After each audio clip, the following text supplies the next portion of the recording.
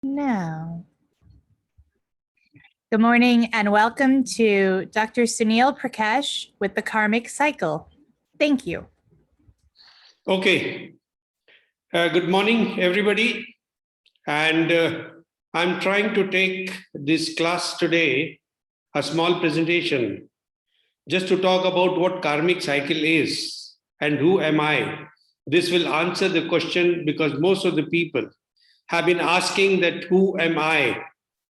And that is where the problem arises as to there is a lot of dispute to understand that who am I now. So we are going to study that, understand who am I and what is the function. Now I would like the class to participate with me, and whenever you are ready, you can raise your hand. Whenever you have a question, you raise your hand and I'll love to answer your questions. Okay. So do we all believe that there is something called karma or incarnation? Great. I can see some faces, nodding to it. Okay. So what is life, If I put it from the hypnotherapy point of view, we have got three elements: the body, the soul, and mind. And unless all three are there, the life does not exist. All three have to be there, and each has got a different role to play for this life to exist, Parlo, your backlight is troubling, Can you just try to do something with that?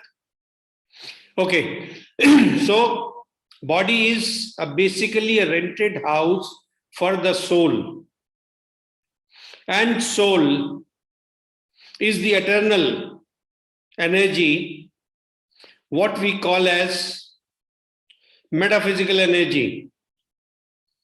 Body is the physical energy which we can see, we can feel, and we can move around. But there are two energies which are called as body and mind. Soul and mind. Soul and mind are the energies which we cannot see, but we know that they exist. And they play an important role. Let us understand the role of the soul and mind. Soul is basically the metaphysical energy which is there in this universe. And it is a part or a fragment of the main soul, the universe, the creator, who has sent his energy down to each and every individual to perform a certain function. Now, from where does this information to perform the functions come from, This information is coming from the metaphysical energy which is called as mind. Now, what actually mind is in a different sense, let's understand that,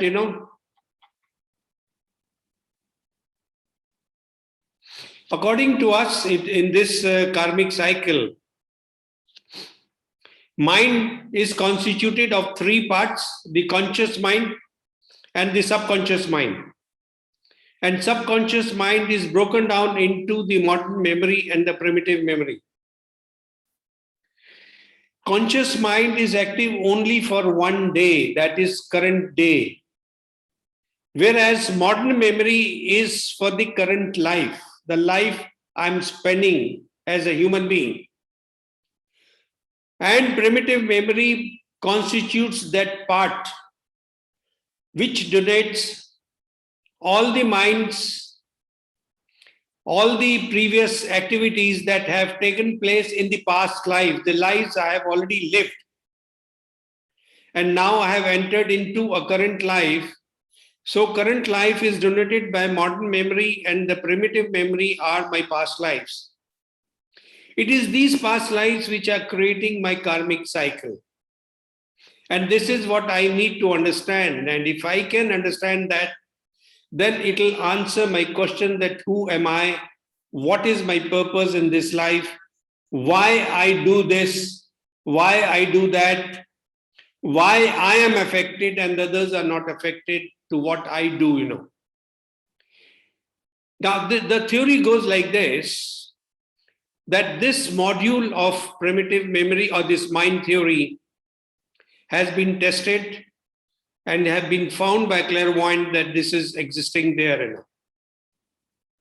Now, based on the primitive memory that I have done in my past lives, what is happening, that what am I doing in the current life, all that activities are being written in the subconscious mind.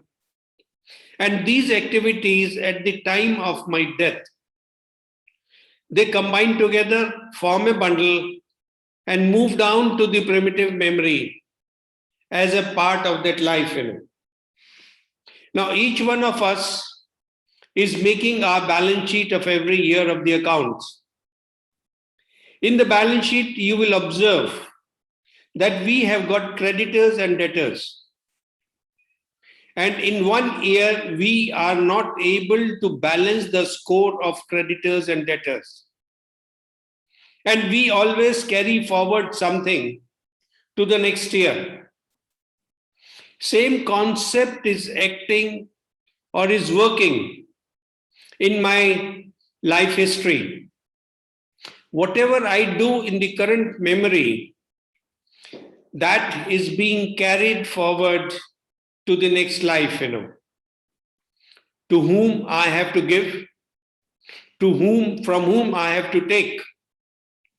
All these activities are noted down, and these activities are written down in the primitive memory for the next life to take over.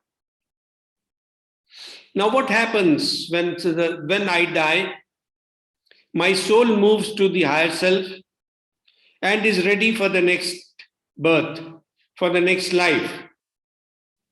The soul has to face a council of ministers, and based on meeting the council of ministers, the soul gives the reconciliation of what it has done in the previous life. And based on what he has done in the previous life, the council of ministers give him the next direction, that this is what you are supposed to do in your next life. Based on that, the soul prepares a life plan. And when the soul prepares a life plan, based on the information of the past lives that are there, the soul decides that from what life I have to pick up and meet what person, so that I can settle the score of that person in the current life. Based on this principle and the principle of accounts book, the debits and the credits are being picked up. Suppose in the current life I met 50 people. With 25, I have to take some money or settle some score.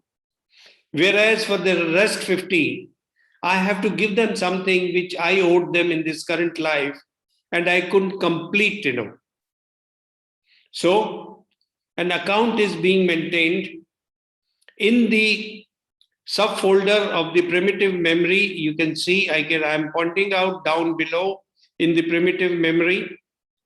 From the primitive memory, the soul decides from which memory I have to meet a certain person.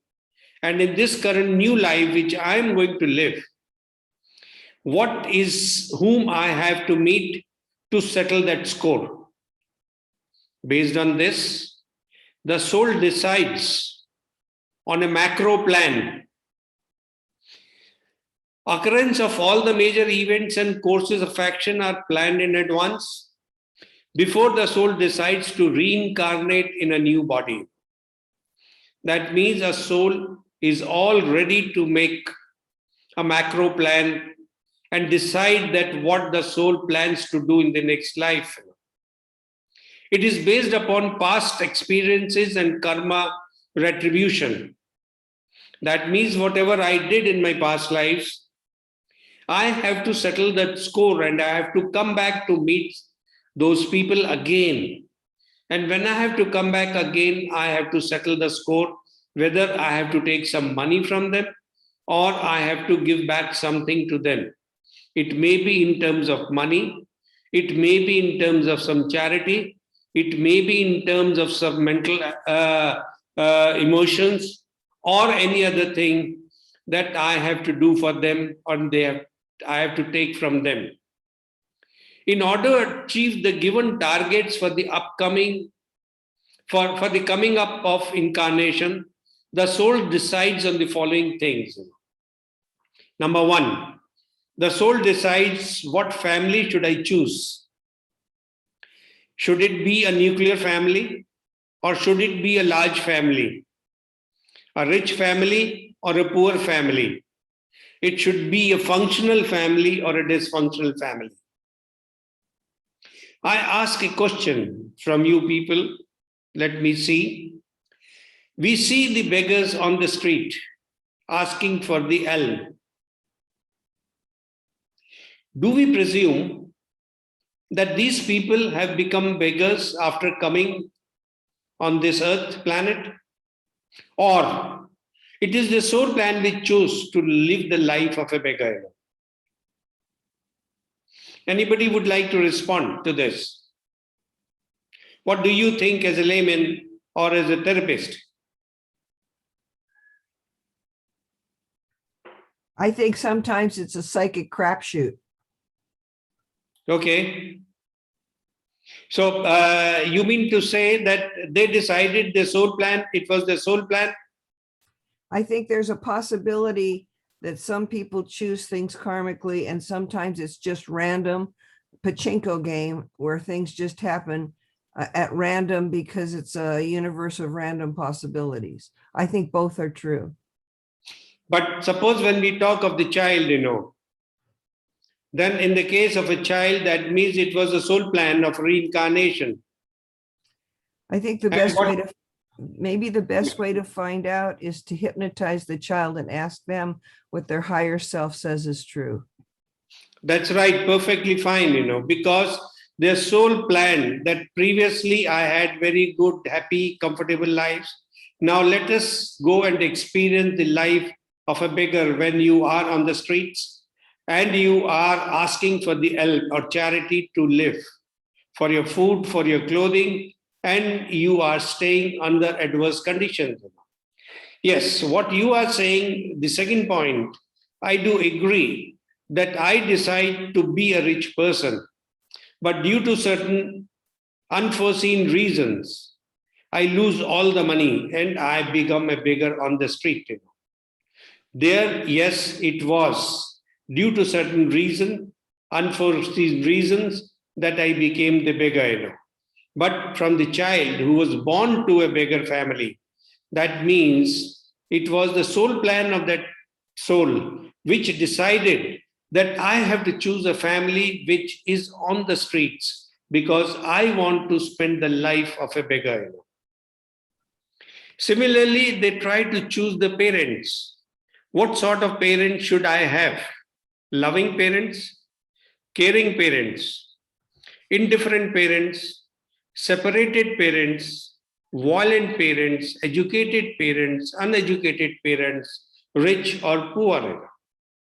So the soul initially decides, that where and what sort of a parents am I going to have, which are going to support me because this is my plan. And according to my plan, my parents should be able to support me because in the initial stages, say up to 20, 21 years approximately on an average, I have to be supported by them. Taking the Indian scenario, yes, the parents are supporting. Taking to the Western scenario, yes, the parents are not supporting to that extent. They may be supporting to the age of 15, 16, and thereafter the child is on its own, Then comes the siblings. What sort of siblings am I going to have? What will be my bonding with the sibling? It will be a good bonding or a rivalry.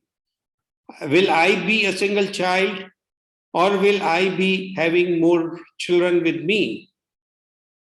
Friends, Will my friends be supportive, vindictive, jealous? So based on this, my friends are also decided that what sort of a friendship am I going to have when I go to the planet Earth for the next life? What will be my marital status? Number of marital status means, will I have a happy life, a separated life?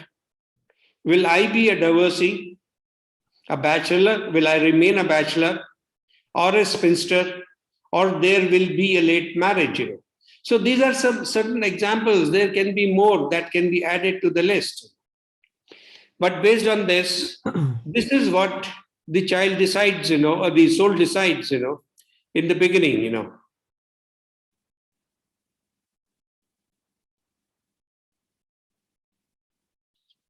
Yes, Rachel, I have seen the comments. It's good that you're teaching that in Akashic records. It will be easier for you to understand the concept, and it may be a revision for you. Then coming to the children, number of children am I going to have? Childless child or disabled child, happy childs, naughty childs? So what sort of children am I going to have? That also the soul decides in the beginning. Education. What education am I going to get in this current life? Higher education. Will I go for the higher education?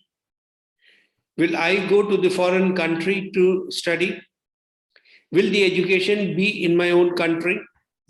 Will there be a break in my education? What subjects am I going to take, or what item am I going to learn?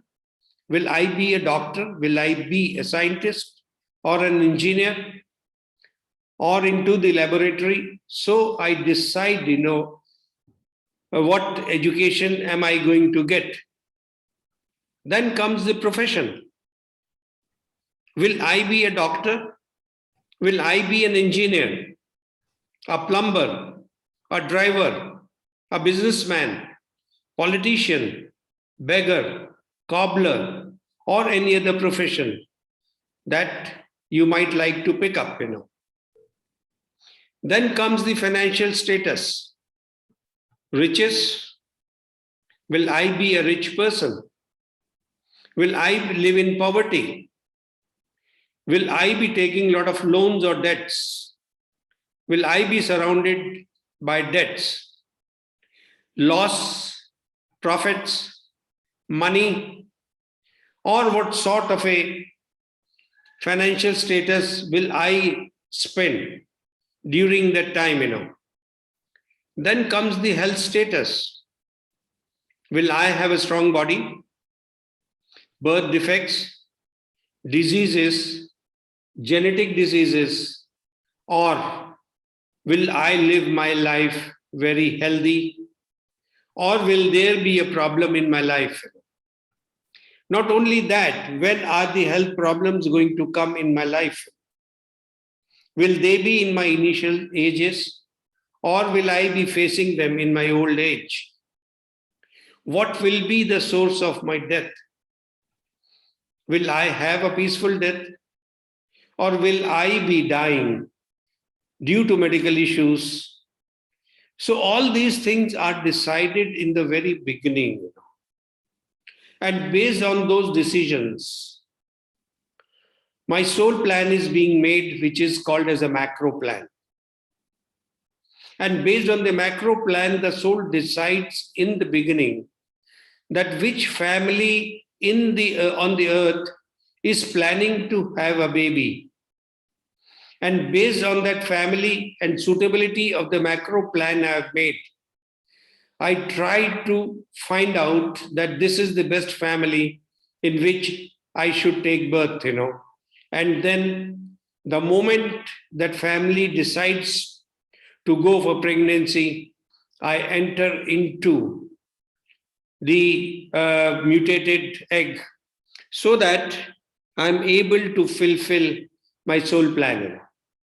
So this is how the soul decides. and basically mind. Now, what is the role of the mind? Mind is just like a hard disk of a computer where all the data is available. And based on the data available of the past lives, the soul makes its life plan or a macro plan. Because in different lives, he has got information that whom to take and whom to give back, Based on that information, he decides that in the current life, I am going to meet these people and I am going to settle the score with them. That means whatever I have to take or whatever I have to give, I am going to meet these people. So from different lives, the soul has already lived. And the data which is available with the mind, the soul picks up those number of people whom the soul is going to meet. And based on that, the soul decides that, okay, in this current life, at this point of time, at this age, I have to meet with these people. Now, another very important thing, the way we have a backup system. Similarly, the soul comes with a backup plan also. And this backup plan is called as a parallel life. The soul decides that if suppose this plan, the major plan does not work, then I have got a backup plan. And based on that backup plan, I am going to work and spend my life. So the soul always come with a backup plan, and there is a macro plan, which is a backup plan, which also takes care of the activity. Now, suppose I ask you again another layman's example. You are traveling in a bus, and the bus is full of people. The driver is very careful, and the driver is driving with care on the highway. Suddenly, in front, a dog comes from the side, and the driver has to put emergency brakes. So when the driver is putting the emergency brakes, what is happening? Due to the momentum of the movement of the bus, the people standing or even sitting are pushed forward because of that momentum. And when they are pushed forward because of that momentum, there is a possibility that the person standing behind you is going to push you. How are you going to react to that? And why does he push you? Was that push a new karma that has been created? Or was that push an old karma? And how are you going to react to it? Would anybody like to answer that? Try to answer it. Then we are going to discuss it further. That how the karmic thing plays an important role here.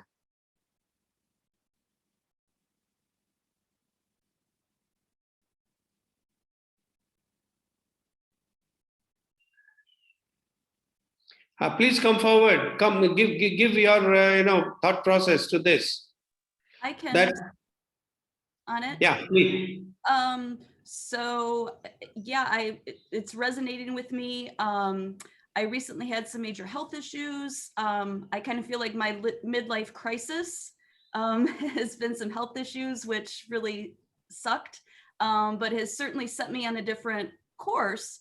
And I really feel like that was meant to happen, as terrible as it was, to kind of get myself back on track. So yeah, I certainly feel like I got pushed into this whole new direction that wasn't necessarily my plan. Okay. I'll come back to the questions. Then let me first answer this. When there was a push from the back, there can be two things. There can be two situations to this. One situation is that This push was supposed to be there, and I was supposed to be hit by that gentleman, because in my past life somewhere I had pushed him, and now in this current life he is taking back that event by pushing me and settling his score, That is one way of looking at it. Now, how can I react in that situation? My reaction can be two. One, I just brush aside, looking to the situation. Oh, it happens, It was not in his control. It was the momentum that pushed him on me. So I just say, don't worry, it was not your fault, and I don't take any cognizance of that. The other thing I can react is I start abusing him or I start slapping him. Right? So this can be, depending on what thought process or what is my mood at that time, I'm going to react to it. Now, when I'm reacting in that manner, am I not creating a new karma for me? I am creating a new karma with that person. Because then in some other life, that person is going to come back because it was beyond his control. And beyond his control, I just got angry on him and I slapped him. But due to the status and the people around, he didn't react. Otherwise, he could have reacted also. But he's going to come back in the next life to take back that revenge from you. So I have created a new karma. So this karmic theory is very vicious. I do not know whether the karma that I am trying to resolve is a resolution, or am I trying to create a new karma at that particular moment.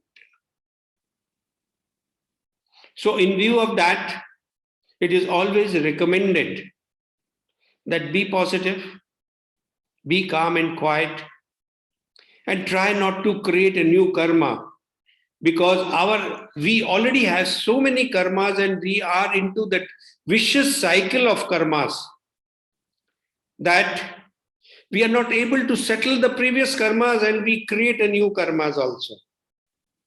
So our effort has to be that how best we can hold on to the karmas so that we don't create new karmas. This is what is called as karmic cycle. And we are in a vicious cycle going life after life. We try to settle 15 karmas of the previous cycle and we create another 10 karmas in the new cycle. For the new cycle, for the next generation, for the next life. So our efforts have to be that how best we can remove and settle the previous karmas. That is what our preachers, Gautam Buddha and other people, whom we take cognizance of as our gurus, as our masters, that is what they have done.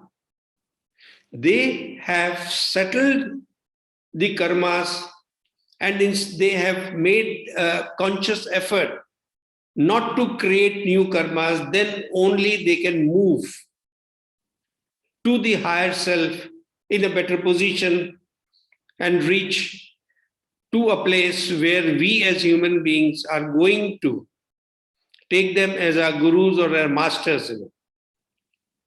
Why do we take them masters? Because we find them that they have done very good deeds, given a lot of information to us. And that is the reason why we pray them and we try to follow their footsteps. So this is what karmic cycle is. And as I said, let me answer the question, how do you change karma? I think I have initially answered that question. To change a karma, we go to the hypnotherapist, ask the hypnotherapist to take me to a past life, find out where in the past life I have done something wrong. And when I come to know that I have done something wrong, there through the healing process, that means re-scripting the event that where I have done something wrong, we try to create a new script. And this new script is a positive script to what I have done as a past. This is how we put that new script into our subconscious mind. Because the moment the micro plan comes in and I come to a new life, it becomes a part of my current memory. And in that current memory, I try to put up a new script to that old script which was already there in my past life. And this new link will always be referred back by my subconscious mind. And when this new script is referred to my subconscious mind, then my karma is going to have a nullified effect, what was there earlier, And this positive script that I have put in replacement, you are going to nullify the previous karma. About the life as a beggar, okay. Life as a beggar, again, as I said, that my macro plan said that previous lives I have been a king. I had seen so much of money. I've seen so much of comfort. I do not realize how the beggars are spending life on the street. So this time, I was instructed by my council of ministers that you had too much of comfortable life. Next life, go and be a beggar on the street. And then try to experience that what are the atrocities that are being faced by the beggar on the street. And the life plan says that in the next life, you are going to spend the life of a beggar. So I am not a beggar by chance. I am a beggar by the choice of my soul plan, or my macro plan. So this is what about the life of a beggar. Because my soul plan decided to spend the life as a beggar on the street, without food, without shelter, and in this all hardship of climatic controls, which are there. Another question is, or you can know when you have done something right. Why not? Again, taking to the past life, all the events are not bad. All the events are not traumatic. You go through and you do good events also. When you feel happy, when you feel satisfied with an event, even in the current life, that event is a good event or something right. The example I took of the bus, when you were traveling in the bus and the person hit you from the back. Now let us do a good event, or a right event. I don't get angry on that person because I try to analyze the situation. And when I analyze the situation, I find that it was not the fault of the person. It was basically the condition or the environment or the surrounding at that time which made him hit me. And when I don't react, when I don't become angry on that person, and I very coolly say, do not bother about it. It was not your fault. And be happy. That means I've done something right. Something right means I have nullified and I have not created a bad karma. I don't want to meet that person again in my next life. And when I don't want to meet that person again in my next life, I have not created a new karma at that particular moment. Similarly, when I take a person into a past life, if I have to find out what good things I have done, what right things I have done, I try to take to that past life. I try to take to those events, which were very good events. and then try to find out what good things I have done in my past life, whom I have helped. Depending on the issue, what I am trying to find out. Based on that finding, I try to work with the people, in taking them into past life. Depending on if there is a particular issue I have to resolve, then I take a person into past life with that issue and try to find out the cause of that issue and resolve that issue. If somebody comes that I want to see a past life, then firstly, I avoid taking a person into a past life. Reason being that I do not know which past life he is going to enter into. It is beyond my control. And suppose he enters into or he sees a past life which is very, very traumatic. Then what am I doing? The past life which was buried deep down, I'm bringing it to the current life, And when I bring it to the current life, it becomes a current life problem. So I just don't leave a person after regression. I just have to provide a healing. So as a therapist, I must be ready to provide a healing if I see a traumatic life. Generally, what we do that when somebody is very, very inquisitive and wants to see a past life, to experience it, we give a command that let us go to that past life which has been a very happy moment, which had been very good, which has got good memories, so that we don't see any traumatic life. Any good memories coming to the current life are always going to add to the positivity of the current life. So I think, so if you heal a beggar from the street, from past karma, what will happen, Well, over a period of time, he is not going to become rich. But yes, his traumatic life will become a little bit better. And now, since he understands that why he is a beggar, he will be able to accept to that condition, to that life which he is leading.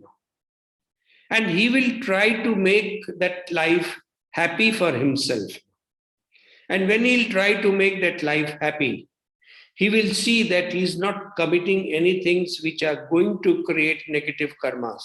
Otherwise, he may be cursing, and these days, the beggars are cursing to the people who don't give charities or the alms, The next chat is, I think that the client's soul will show them what they need to heal during a session. So they are leading me. I follow and work with what comes up to the healed, resolved, understood. Yes, perfectly. As a therapist, I am nobody to guide or to take a step forward.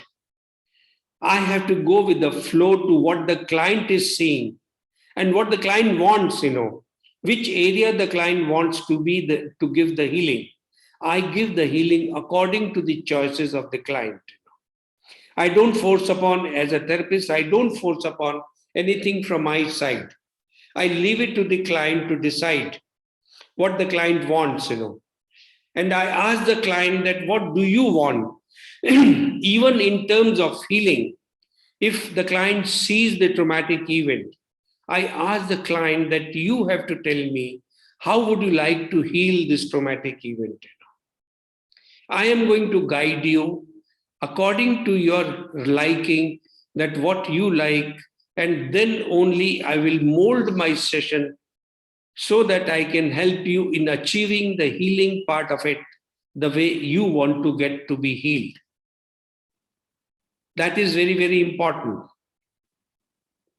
Can a person rise above their caste or condition and live in a life of a higher caste? Yes, everything is in your hand. Because beside a macro plan, each individual has got a free will. And this is my free will which makes me bring about a change. This is my free will which allows me to be healed. and decide that how I want to be healed. So based on my free will, I can bring a micro plan for me. And based on that micro plan, I can bring about the change, whether in caste, whether in creed, whether in my circumstances, how I want to bring about a change, I can decide and bring about a change to a certain limitation. If I decide in my healing that within 2 days I want to be the richest person of this world, that may not be possible. But yes, my body, my thought process, my actions can start looking towards that how can I gain some money? How can I gain some comfort away from the type of the things I'm facing? And I start moving slowly and steadily towards that side. A client does not always get what you want, comes from the mind, but what they need at what moment from the soul. Well, soul is omnipresent. The soul does not feel the pinch, and everything is there in the mind. And everything, good or bad, is written down in the mind. The soul is referring the mind. The soul cannot work if the mind is not there. The soul cannot do anything on its own. For everything, the soul has to refer to the hard disk or the mind because all the information is there in the mind. What is a computer? Computer consists of the power connection and then the CPU. But just CPU and the power connection is not sufficient. You need to have a hard disk because it is the soul, it is the hard disk which has got this software which is going to make the computer work, and perform certain actions. So soul is the CPU. Alone the soul cannot do anything. The soul every time, every minute, every second has to refer back to the mind to get the information and then write back the information there. So mind is the right hand of the soul. Without mind, the soul cannot do anything because soul is the data center or the accountant for the soul. All the information is there on the mind. Mind is equally important.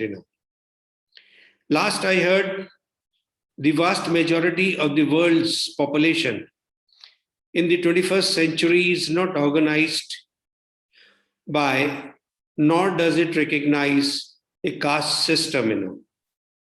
Well, let us not discuss the caste system here. The caste system is what I try to acquire, how I have been coached from my childhood.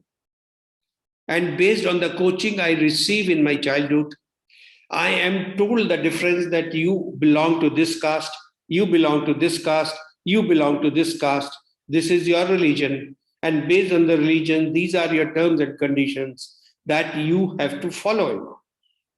A child is born nascent. And based on that nascency, on that childhood of no knowledge, it is what I acquire from my primary and secondary caretakers who try to inculcate in my mind that this is caste 1, this is caste 2, this is caste 3. And then I try to follow that system, what has been inculcated or what has been taught to me. So caste system is coming from the education that I have been given as a child. As a soul, as a information. Because let us understand one thing. What we have seen previously in our theory of mind, that there are two portions, the conscious mind and the subconscious mind. Conscious mind is judgmental. And it is the conscious mind which is deciding what am I supposed to do and what am I supposed not to do. But any information that goes to the subconscious mind is just a piece of information. And that piece of information The subconscious mind does not decide whether it belongs to a caste, it belongs to a religion, or what does it belongs to. Is it good or even bad? So all the information on the past life or what we are doing in the karmic cycle is coming from the subconscious mind. It is just a piece of information. The moment it passes through the conscious mind, it is there it's decided that what is the source of information and how do I take it and how do I interpret that to the other people, and interpret for myself. What caste do I believe in? It is my conscious mind which is judgmental and decides that what caste do I belong to. And based on my own liking and disliking, I can change my caste. I can upgrade it. I can lower grade it. It's all up to me. So this is what we have to talk about, and this is what this karmic cycle is. And I hope I have been able to give a little information on the karmic cycle.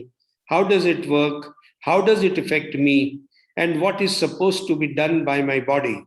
What is supposed to be done by my actions so that I can improve my karmic cycle and I move towards the positivity. Okay, great. Thank you very much. And I think we are just overshooting our time. One or two last questions if are there. Otherwise, I would like to close here. All right. Is there a way that people can get in touch with you if they have questions that come up after this session? Yes. If Linda, you can give them my email ID, they can write back to me. I will love to directly message them and give them the replies. Perfect. Would it be in the handout information? What do you get? I didn't get you. Is your email address in the handout information? Yes, email address is there in the handout. Perfect. Thank you so much. That was a wonderful presentation. Okay, thank you very much.